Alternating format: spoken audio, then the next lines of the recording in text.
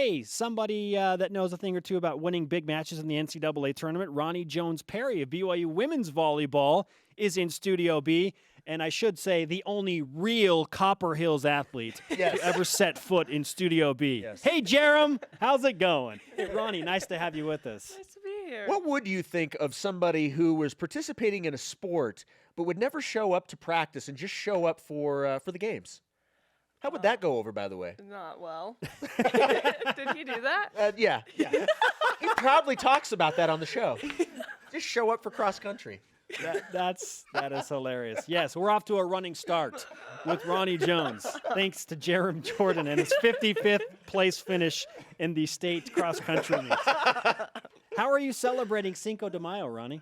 I'm not. Oh, I'm just, okay. Enjoying the weather. That's a good way to do it, though, right? Yeah. When it's, 80 degrees outside or There's whatever. nothing it wrong is. with 80 degrees to what we're dealing with right now. But you obviously had some really good news recently. You were selected to compete for the U.S. women's national or collegiate national team in Minneapolis coming up in June. Basically, it's like a second tryout for the U.S. women's national team. When and how did you receive that news? So after the tryout was in like the beginning of March, and they just told us like, hey, be looking for an email. You'll get an email no matter what, whether it's a good one or a bad one. And then obviously Alohi got her email because she's going to the team that's going to Europe. Right. So like that's awesome. I'm stoked for her.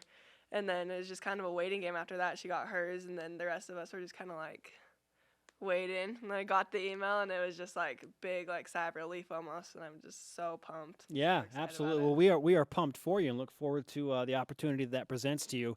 What is your schedule personally like moving forward as you begin this process with the national team, and what awaits you in the coming months?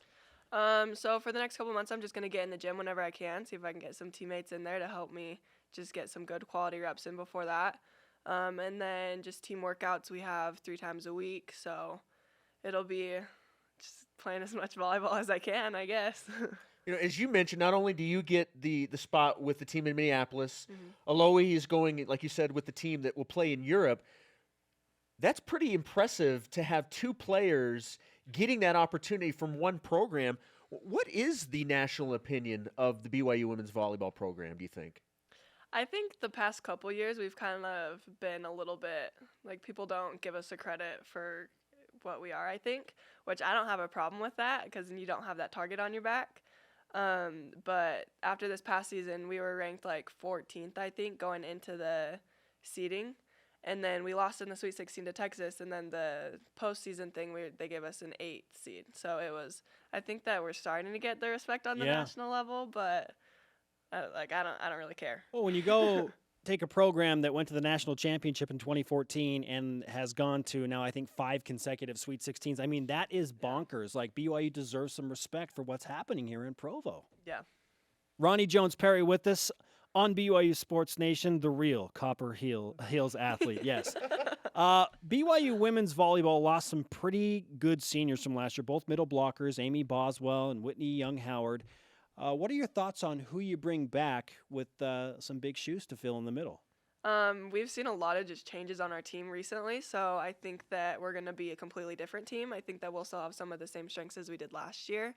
Like we had some really good freshmen last season with Mary and McKenna. And then I think all around, like, we're just a deep team. Like, we have a lot of girls that can get the job done that we need done.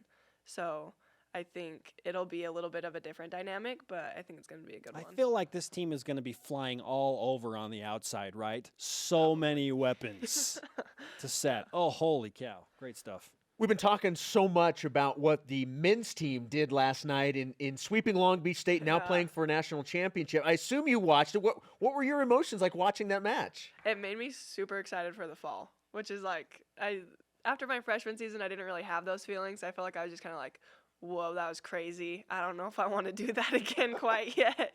After this last season, every time I watch anything like highlights from our season, our videos, and then just watching the men's team and seeing all that emotion, it just gets me really, really excited to go do it with my girls. Okay, So. final question. Because you are Veronica Jones-Perry, technically, right? What do you prefer to be called on television? Ronnie Jones-Perry, Ronnie Perry, or whatever you want. What do you want me to call you when I'm calling the volleyball matches?